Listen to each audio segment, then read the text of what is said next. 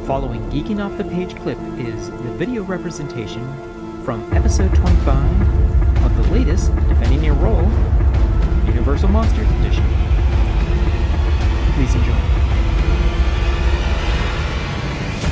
So now we're going to move on to our next segment. We're going to do our second version of the new segment that we are calling Defending Your Role. And again, for those that don't know what happens is what we're doing is we have a subject. We have a subject that has 6 categories. Those 6 categories are given a numeric number 1 through 6, and each of the contestants, which are your hosts here, we each roll a single 6-sided die, and whichever number we land on, that is the subject that we have to defend as the best out of that collection of subjects. Our first one, which was, I guess, some sort of success, was our Batman. I call that a success. That was definitely a success. The fight was thrown. And I still tied. What the hell? So this week we are doing a bit of a spooky sort of season twist on it, and we are going to be doing Defending Your Role, the Universal Monsters. So this is going back to the original 30s, 40s, 50s versions of these characters. And out of the 6, we are going to be defending, the 4 of us are going to be defending 4 of these 6. To let you know in advance, the 2 that didn't get picked are Dracula and the Wolfman, which is insane because they're like 2 of the most favorite. Yeah, and again, I'd be able to friggin' well talk the Wolfman till like the sun comes up, sort of thing. But anyways, so to begin with, I believe we're gonna go. I can't remember who got which numbers. I believe I got number 2. So if we're going I believe, in order, yeah, that 2, way. 3, 4. Gavin's last. So yeah, Mike, you're first with the Invisible Man. Michael, defend your role. So this is a whole different experience than defending George Clooney, because I actually have some things I can say and defend about this one. So looking at all the different Universal monsters, this is the one character who technically isn't a monster. If you look at Frankenstein, who is a reanimated corpse, the creature from the Black Lagoon, like a sea monster type person. Mummy, again, resurrected creature. Dracula, werewolf, all of them are legit monsters. This is just some dude who kind of turned invisible. But there's something that's even more terrifying about that, because he is just a regular man. So this is a character who is basically doing the things that other people would do in the shadows, except he doesn't have to do in the shadows because he's completely invisible. So it taps into the darkness of humanity. And you think of any person who tries to get away with murder or get away with anything evil, like, you don't want to be seen. And this is a character that can do that all the time, and he does. So again, tapping into that sort of dark nature of humanity and turning it into a horror monster is really neat. Because he falls into more of the science hero villain, it reminds me a lot of all the Spider-Man villains. Like comic book Spider-Man was always my favorite hero, and all of his villains, at least all my favorite ones, were always science villains. And the Invisible Man falls into that category as a science villain. In terms of the movie, that was interesting to see, because when the movie was made, what was it, like 1933 or something like that? This is back before people could wear the green screen outfits and turn people invisible. So as far as a special effect, watching the old black and white movie was fascinating. So again, this character was originally created in a novel by H.G. Wells and published back in 1897. So there's some history to the character and some longevity to it. And he shows up in lots of different renditions of the character, including things like Alan Moore's League of Extraordinary Gentlemen. And to me, in that book, he was one of the most terrifying characters, where the character of Griffin, now you don't see him, well, the first time you see him, he's basically in a, what is it, like a women's school or convent or something, essentially just raping all the students. It's like a terrifying character. And in the second novel, where he betrays the whole team, sells them out to the aliens, again, is tapping into the darkness of humanity. And of course, Mr. Hyde says he can see him, and he's been able to see him all along. And he has a terrifying ending. But for me, the most powerful part of The Invisible Man is the fact that it taps into the darkness and humanity. This is a character that does all the things, that can come out of the dark side of your mind, and you could commit if you could get away with it. So for me, that's why it's one of the most terrifying universal monsters. Not bad. Alrighty then. Well said, Michael. Good. Definitely a step up from Clooney. That is for sure. All right. It was more than just bat nipples. I had more to work with. Yes. So I got The Mummy. All right. So we're just gonna do this the way we're all gonna do it. Hey, Trevor. Yes. Roll. All right. So I got The Mummy. I started with the 1932 film, and this was pre-code, so before they had ratings on films. And this is all about it's archaeological expedition, and they find the mummy of an Egyptian high priest, Imhotep. You're going to recognize some of these names because of the modern retelling of the same movie. And, mistakes are made. They read from a scroll of life, the scroll of Thoth. The mummy is reanimated, and the mummy is searching for his lost love, Anaxinamun. So it's, in essence, it's kind of like a love story, because in his mind, he was fated to be with his Egyptian princess Anaxinamun, but they were separated. He was buried alive, or mummified alive, which I'm gathering is not nice.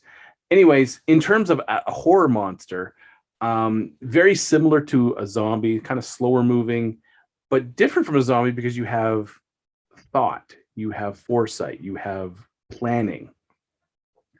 Also, one of the only movie monsters in the Universal group that deals with magic. He has that element of magic that none of the other movie monsters have. So without the magic, he's not reanimated. But as we go through the series, as it was, in 1999, the movie was remade, kind of in some ways modernized, but still kept back in the 30s. And we get more backstory on Imhotep, that he was a magic using high priest, and he fell in love with the pharaoh's wife, Anaxinamun. He got mummified alive and gets reanimated from the Book of the Dead. And this is where we see the mummy at basically full power. He's a thinking monster with access to magic to a scale that, he brings down destruction and devastation onto an entire town simply because he wills it. And this was followed by several sequels. And the mummy, to me, is one of the more terrifying ones because it's something you really can't fight against. They talk about in the 99 film that he has an aversion to cats because cats were revered by Egyptian culture, but it drives him away, but it doesn't stop him. The only way they figured out to stop him was to, in essence, undo the spell that brought him back, which kind of works, but they have to wait to a second movie to finally end him. But is he really gone? We don't know. But I think it's that element of magic, something that your average layman does not have access to. Like, Dracula, anyone can slap together a cross and stake him in the heart, and the Wolfman. Silver's not that uncommon of a metal to find. I'm not going to talk about the other movie monsters because I don't want to make this he said, she said, back and forth sort of thing. So I'm talking about the monsters that we didn't get picked. So if I had to choose between the Wolfman, Dracula, or a mummy, I would happily take the other two to be coming after me than the Mummy, because the Mummy means, depending on what version of the film, I am going to die a very horrible and painful and slow as he takes my life force and basically mummifies me. And if you somehow manage to get your way all the way to the Tom Cruise version in 2017, which I hope you don't ever do, even though it was a really sad attempt to restart the dark universe. To me, I've developed selective amnesia. I can't remember who was in that film and why it was taken from being a Mummy movie to a Tom Cruise movie. Anyways, so that's why I think the Mummy, of the monsters we have, is the best of the Universal monsters. All right, then. This is good, pretty good points there, Mr. Brown. Mr. Brown, yes. All right, so I'm going to defend my role. Right. Defend your role. Thank you. So to begin with, I want to express the fact that I was raised with the Universal monsters. So we're just going to start off with that. When I was very young and I started to watch these movies, these are the characters that I was exposed to at a very young age. Besides my parents encouraging me to watch these types of movies, two influences I had as a child, again, other than my parents, were from the local TV station in London, Ontario, that had one of those Saturday afternoon programs that would show all the available to the public, all those monster movies from like the 50s, 60s, and 70s. And it was called Soups On.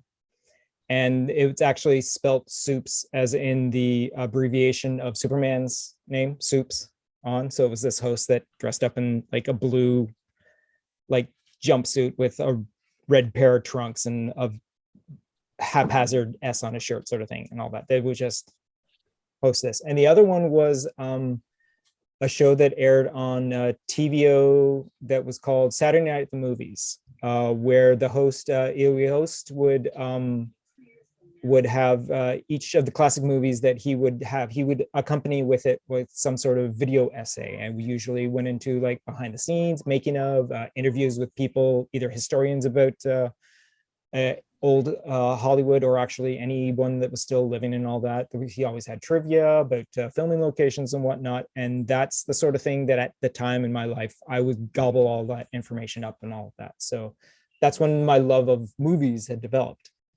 So when it comes to the Universal monsters, I was and am very well versed in Bela Lugosi's Dracula, Lon Chaney Jr.'s Wolfman, Boris Karloff's Frankenstein monster, and the Mummy. Claude Rains was the Invisible Man. Then something went wrong for I'm sorry, I'm getting off topic here. However, I at the time had a blind spot for the creature from Black Lagoon, or as he's actually known in the movie as Gillman. And I never saw any of the three features that had that particular monster. I didn't think, I was aware of the character, but I never actually sought out those particular movies. But I didn't know of the character as an actual character until 1987. And at 16 years old, I saw the film The Monster Squad, which like its predecessors of Goonies and The Explorers, movies where a band of kids on an adventure interact with different adversaries like gangsters and pirates and aliens. These kids went up against the classic Universal monsters, or at least a version of them. Plus, by this time, I'm aware of the creature, the Gill Man, and all that, but I never had drawn that. However, this movie had changed my mind about not wanting to know about the Gill Man and all that. Not only the fact that it was an interesting character to see, but it was because it was also at a time when I was into the special effects makeup. I was into the costuming. I was into the, how is this done and all that. And the fact that this was an all-encompassing costume, this made me want to go back and search out the creature of the Black Lagoon. So the Gill Man, is commonly known as the creature, is the main antagonist in the 1954 black and white science fiction film Creature from the Black Lagoon. and its two sequels, Revenge of the Creature from 1955, and then The Creature Walks Among Us in 1956. So his popularity as an iconic monster of cinema has led to numerous cameos appearances. Now, again, all the other Universal monsters have also done this as well. They've had cameos and other things and all that. But like Gilman's appeared in The Munsters. There was an actual musical stage show in 2009 based on Creature from the Black Lagoon. And then there was the Guillermo del Toro's reimagining of the character in 2017's Shape of Water. So, but despite that, Gilman is the one to appear in the fewest of the Universal classic monsters. But not only is Gilman, well, to go into it, there's a history of what Gilman comes from, and Gilman, his creation stems from a time when the producer, William Adlin, was attending a dinner party during the filming of Orson Welles' Citizen Kane in 1941. He overheard a story about someone talking about the myth of a rare half fish, half human creatures of the river, the Amazon River, sorry. So Allen wrote a story notes titled The Sea Monster, and then 10 years later, with various designs of the Gilman, he made this character that he made into the creature. Cool thing is the design of the creature, the look of the creature is actually from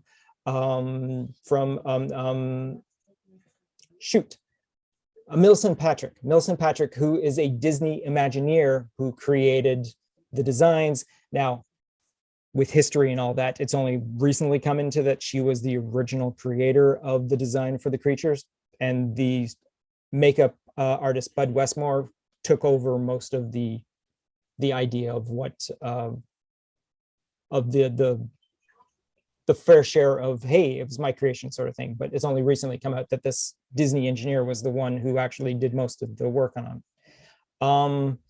So we know that he's got superhuman strength. He's amphibious. He can breathe both on land and in the water. Just from the actual design of the actual costume is fantastic, because it is a completely encompassing costume. You don't see anything of the actual actor except for like the actor's eyes, and everything has to be emoted from his motions. He physically has to be the thing that makes you scared, and that is what it is. And the fact that it's also a costume that can be used underwater. The same one that they use on land is the same one they used in the water. So it was an amphibious costume and all that. So the fact that the character not only is all the Universal monsters, he is the most modernly written character, but his history makes him the oldest one, because according to the movies, he goes back to, he's like the last surviving member of his race. He is a race of amphibious humanoids, which flourished during the Devonian Rage, which is a geological period that spans like 60.3 million years ago. So, I mean, this character is older than any of the other characters. Well, his species is older than the other character, and he's the last surviving one and all that. But the fact that he is also a tragic character,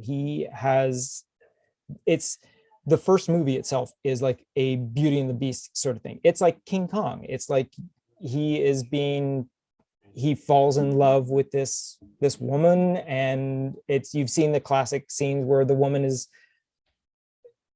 swimming and all that, and this guy is underneath her and all that. And it's just the fact that this character is pretty much indestructible. Like King Kong with swimsuits. Yeah, exactly. He can't be killed by gunfire. He obviously breathes underwater and has gills, and he actually develops as the movies progress, he actually develops breathing lungs, and he actually metamorphoses into more of a humanoid character and all that. So the fact that this character can evolve so quickly is one of the main reasons why he is a fantastic character. And the look of him is iconic. I mean, you've got the Widow's Peak for Bela Lugosi. You've got the bolts for Frankenstein. You've got the transforming face. You've got the goggles with the wrapped head for the Invisible Man, and the Mummy with the fez and whatnot, sort of thing. But for me, the Creature from the Black Lagoon is the best of the Universal monsters, just because it is so different than any of the other ones. So that's why he is the best of the Universal monsters. That's all I got to say about that. You just like the swimsuits. Admit it. Yeah. I mean, we could go to this later, but it's time for Gavin to defend his role. Sorry,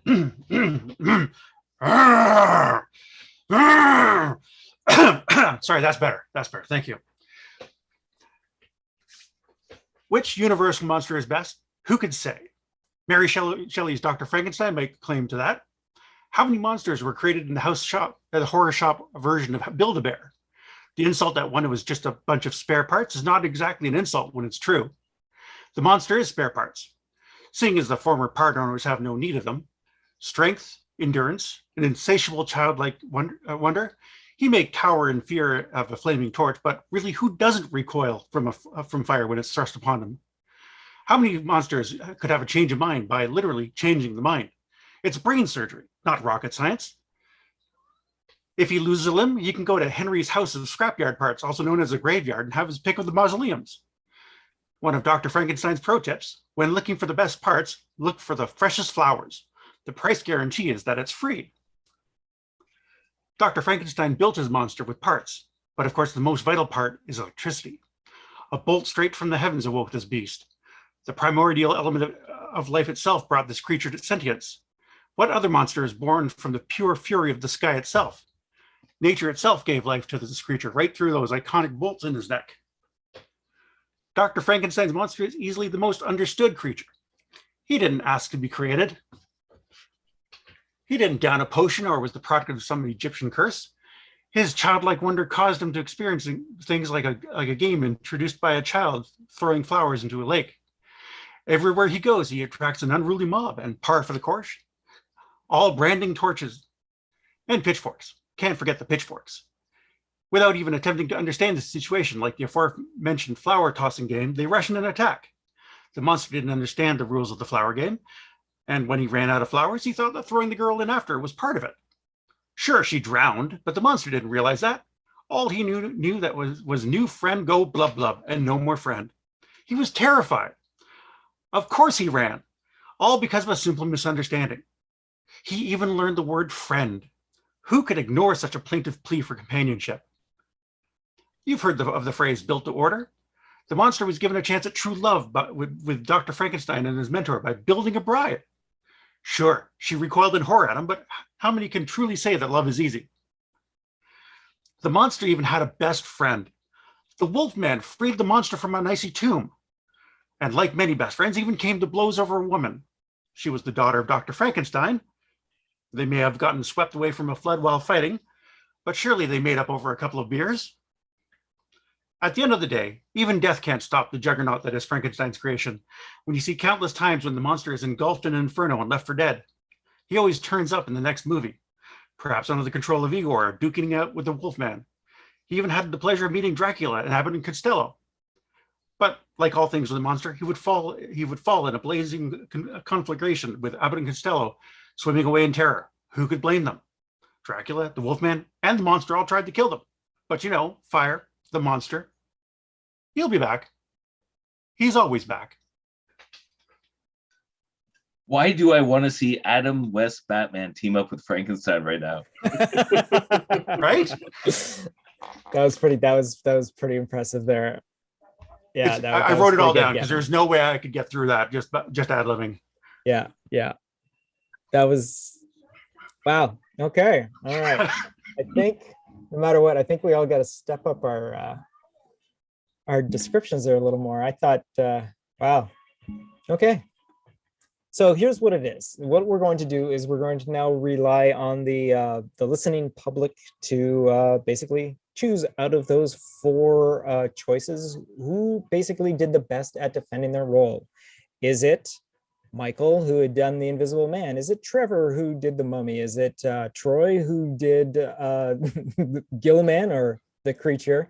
Or is it Gavin that defended Frankenstein's monster? So what you're going to do is you're going to go to our different social medias. We have a Facebook, we have a Twitter, we have an Instagram, we also have a YouTube, and just there will be links at the end of this recording where you'll be able to go to those things, and there will be devoted actual posts to that particular subject matter, and you can please put your vote in any comments or something like that. I believe there will be polls set up as well, and you can vote on those as well. So now what we're going to do is, because again, Here, I want to add something to that. Oh, please go right ahead, Mr. If Michael. you are voting on social media and you have an opinion, to clarify it, add that, because Yes. I'm curious what other people think. Like, why are the Universal monsters your specific one? Why is that your favorite?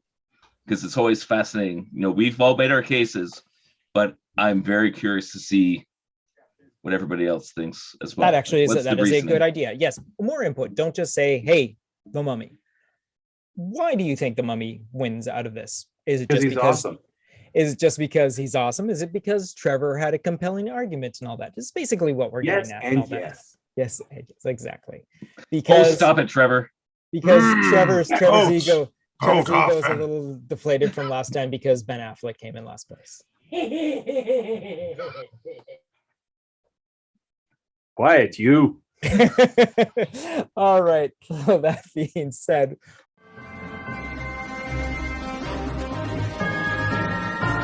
You have just been listening to Geeking Off the Page with your hosts, Mike Kitchen, Gavin Burbage, Trevor Brown, and Troy Bowman. Please be sure to like, subscribe, and share. Also, if you could leave us a rating and comment, that would assist in allowing others to find this podcast more easily.